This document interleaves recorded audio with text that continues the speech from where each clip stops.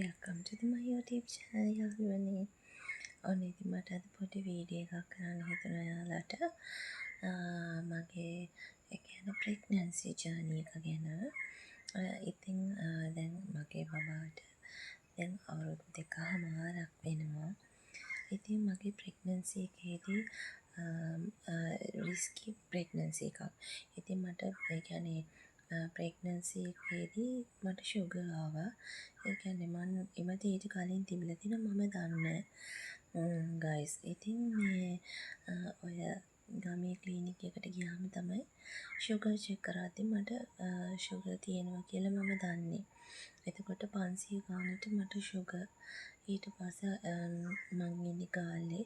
ඉතින් ගාල්ලේ මහමොදර හොස්පිටල් එකේ ගිහින් යාළුවනේ ඇඩ්මිට් වුණා.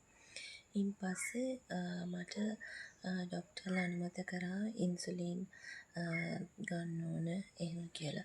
ඉතින් දවසට 3 පාරක් විතර මේ ඉන්සුලින් විදිනවා යාළුවනේ. ඉතින් ඉන්සුලින් විදලා කරලා ඉතින් මං හැමදාම කාලා පැය දෙකෙන් දෙකට ඉතින් මම සීනි ලෙවල් එක මම මාක් කරගන්න ඕන යන ක්ලිනික් යනකොට ගිහින් යාළුවට පෙන්නන්න මගේ sugar level එක කොහොමද කියලා. ඉතින් එහෙම තමයි මම ගොඩාක් මගේ මේ pregnancy journey එකේ මම ගොඩාක්ම හිටියේ යාළුවනේ හොස්පිටල් එකේ. හරිම අමාරු හරිම දුෂ්කර කාලයක් මම ගෙව්වේ. මොකද sugar තියෙනවා කියන්නේ හරිම බයයි. මම ප්‍රෙග්නන්ට් වෙන්න ඉන්න අම්මා කෙනෙක්ට කියන්නේ sugar තියෙන ඒ කියන්නේ ප්‍රෙග්නන්ට් කාලේදී සීනි කෑම බොහෝ දුරට අඩු කරන්න. බබා හම් වෙනකන් අපිට දරුවෙක් ඕනනම් අපි ගොඩාක් පරිස්සම් වෙන්න වෙනවා. මොකද sugar තියෙනවා කියන්නේ හරිම බයයි.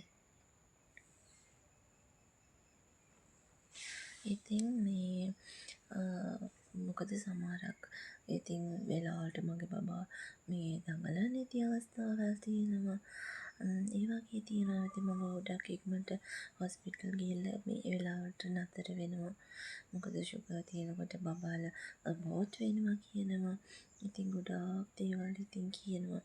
මොකද sugar තියෙන කාලේදී ඉතින් නර්සස්ලා එහෙම කියනවා. ඔය ඉතින් කරවිල ඒවා තිබු එහෙම වැඩිපුර කන්න එපා. එහෙම කියනවා. ඉතින් ඉන්සුලින් එකේම තමයි මම ගොඩාක් දුරට මම පරිස්සම් වුණේ සහ මම කියන්නේ මම ගොඩක් දුරට මම වැඩ කරා අඩුයි. මොකද ප්‍රෙග්නන්ට් අම්මා කෙනෙක් හොඳට ඇවිදින්න ඕන, නිරෝගීව ඉන්න ඕන කියනවා. නමුත් මම ගොඩාක් බෙඩ් එකට වෙලා හිටියේ. මොකද මට හරිම අමාරුයි අනික මට වොමිටුත් යනවා. වොමිට් යනවා ඔලුවේ කැක්කුම. ඉතින් හරිම අමාරුයි. මම නම් කියන්නේ මේ ඒ කියන්නේ අම්මා කෙනෙක් වෙන්න ඉන්න කෙනෙකුට ගොඩාක් ඒ කාලේදී පරිස්සම් වෙන්න ඕන. සීනි එනවා එකට. ඉතින් ඒ වගේ අවස්ථාවලදී මම කියන්නේ ගොඩාක් මේ පරිස්සම් වෙන්නයි කියලා. ඉතින් දරුවෝ හම් වෙනකම්ම මොකද කියන්නේ මට බබා හම්බෙන්න ඔන්න දැන් හම්බෙන්න මට අමාරු වෙලා තමයි මම ගියේ. එතකොටත් මට ඒ කියන්නේ හම්බෙන්න ඔන්න ඔය ලේබර් රූම් එකට ගෙනියනකොටත් මට ප්‍රෙෂර් වැඩි වෙලා ඊට පස්සේ ටිකක් වෙලාවම ඉඳලා තමයි ගියේ. එතකොටත් මේ ඒ වෙලාවෙත් ලේබර් රූම් එකේ පවා මගේ sugar මොනිටර් කර මේ හිටියේ. එතකොටත් මම මැරෙන්න ගිහිල්ලා තමයි මම ජීවිතේ බේරගත්තේ. මගේ බබා හිර වෙලා ගොඩාක් අමාරුවෙන් තමයි මම ගොඩ ආවේ යාළුවනේ. මේක මං අදහන දෙවියන් වහන්සේ තමයි මාව බේරගත්තේ කියලා කියන්න පුළුවන්. මොකද ඒ අවස්ථාවේදී මොකද මට මගේ අම්මත් නෑ තාත්තත් නෑ මට. මම හිත හයිය කරගෙන තමයි මම තනියම මං ඒ දේට ඉතින් මම මුහුණ දුන්නේ. ඉතින් sugar තියනවා කියන්නේ ජීවිතේ ඉතින් හරිම අමාරු. ඉතින් අමාරුවෙන් තමයි ඉතින් ජීවිතේ ගෙනියන්නේ. නමුත් ඉතින් ඒක තමයි මම කියන්නේ ප්‍රෙග්නන්සි කාලේදී සීනි කෑම කන්න එපා. ඉතින් ගොඩාක් ප්‍රවේශම් වෙන්න ඕන. මොකද මේ ඔය තුවාල එහෙම වේලෙන්න ගොඩක් කියන්නේ දවස් ගියා ෂුගර් තියෙන නිසා.